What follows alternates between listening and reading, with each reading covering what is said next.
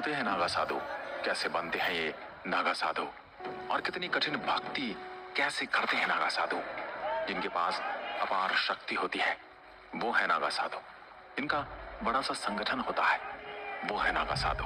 तो दोस्तों आइए जानते हैं इनके बारे में, यानी नागा साधु के बारे में रोचक और रहस्यमय जानकारी। यदि आप ये सोचते हैं कि नागा साधु बनना बड़ा आसान है तो आप गलत सोचते हैं। नागा साधु की ट्रेनिंग सेना की कमांडो की ट्रेनिंग से भी ज्यादा कठिन होती है। उन्हें दीक्षा लेने से पूर्व खुद का पिंडदान और श्राद्ध तर्पण करना पड़ता है। पुराने समय में अखाड़ों में नागा साधुओं को मठों की रक्षा के लिए एक योद्धा की तरह तैयार किया जाता था।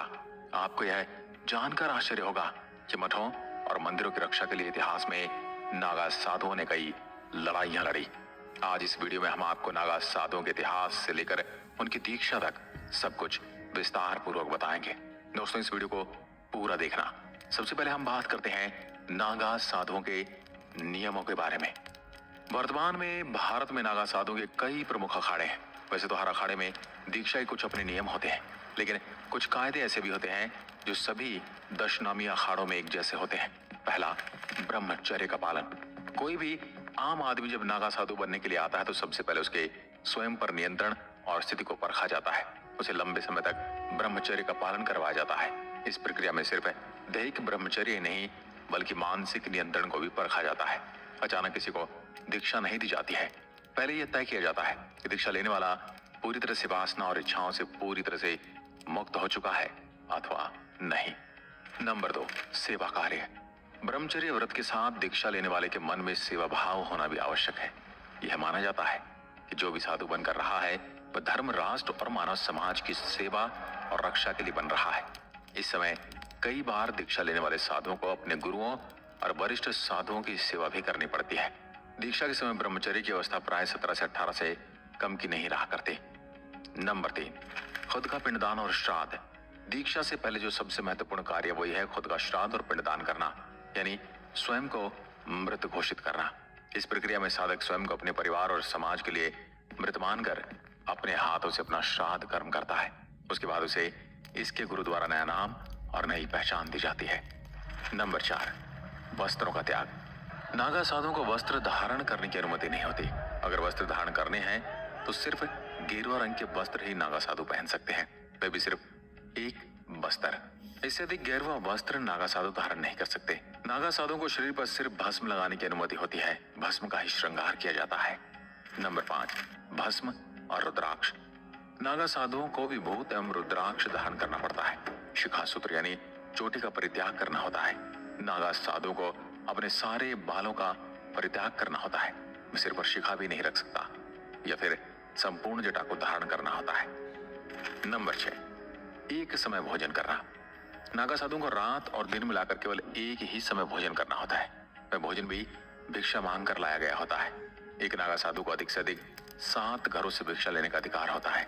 अगर 7 घरों से कोई भिक्षा न मिले तो उसे भूखा रहना पड़ता है और जो खाना मिले उसे पसंद नापसंद को नजरअंदाज करके प्रेम पूर्वक ग्रहण करना होता है। नंबर 7, केवल पृथ्वी पर ही सोना। नागा साधु सोने के लिए पलंग, खाट या अन्य किसी साधन का उपयोग नहीं कर सकता। यहाँ तक कि नागा साधुओं को गद्दी पर भी सोने की मनाही है। नागा साधु केवल पृथ्वी पर ही सोते हैं। ये बहुत ही कठोर नियम है जिसका पालन हर नागा साधु को करना ही पड़ता है। नंबर 8, मंत्र में आस्था। दीक्षा के बाद गुरु से मिले गुरु मंत्र में ही उसकी संपूर्ण आस्था होनी चाहिए। उसके भविष्य की सारी तपस्या इस गुरु मंत्र पर ही आधारित होती है। नंबर 9, अन्य नियम। बस्ती से बाहर निवास करना, किसी को प्रणाम न करना और न किसी की निंदा करना तथा केवल सन्यासी को ही प्रणाम करना आदि कुछ ऐसे नियम है जो दीक्षा लेने वाले हर नागा साधु को पालन करने पड़ते हैं। चलिए अब जानते हैं नागा साधु बनने की प्रक्रिया क्या है। दोस्तों नागा साधु बनने के लिए इतनी कठिन परीक्षाओं से गुजरना पड़ता है कि शायद कोई आम आदमी से पार ही न कर पाए। नागाओं को सेना की तरह तैयार किया जाता है। उनको आम दुनिया से अलग और विशेष बनना होता है। इस प्रक्रिया में सालों लग जाते हैं। चलिए जानते हैं इन प्रक्रियाओं के बारे में। तहकीकात। जब भी कोई व्यक्ति साधु बनने के लिए किसी अखाड़े में जाता है तो उसे कभी भी सीधे सीधे अखाड़े में शामिल नहीं किया जाता। अखाड़ा अपने स्तर पर यह तहकीकात करता है कि वह साधु क्यों बनना चाहता है। उस व्यक्ति की तथा उस परिवार की संपूर्ण पृष्ठभूमि देखी जाती है। अगर अखाड़े को यह लगता है कि वह साधु बनने के लिए सही व्यक्ति है तो उसे अखाड़े में प्रवेश की अनुमति मिलती है। अखाड़े में प्रवेश के बाद उसके ब्रह्मचर्य की परीक्षा ली जाती है।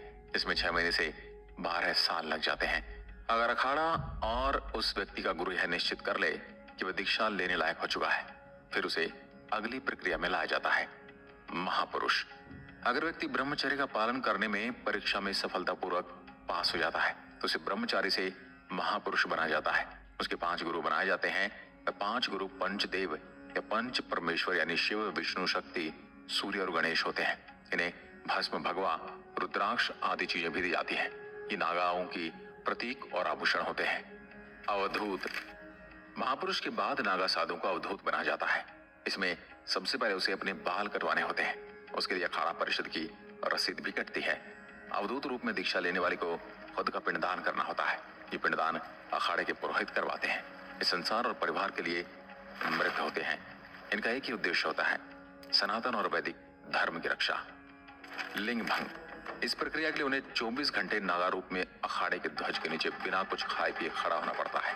इस दौरान उनके कंधे पर एक दंड और हाथ में मिट्टी का बर्तन होता है। इस दौरान अखाड़े के पहरेदारों पर नजर रखे होते हैं। इसके बाद अखाड़े के साधु द्वारा उनके लिंग को वैदिक मंत्रों के साथ झटके देकर निष्क्रिय किया जाता है। ये कार्यों में अखाड़े के ध्वज के नीचे किया जाता है। इस प्रक्रिया के बाद वह नागा साधु बन जाता है। नागाओं के पद और अधिकार। नागा साधु के कई पद होते हैं। एक बार नागा साधु बनने के बाद उसके पद और अधिकार भी बढ़ते जाते हैं।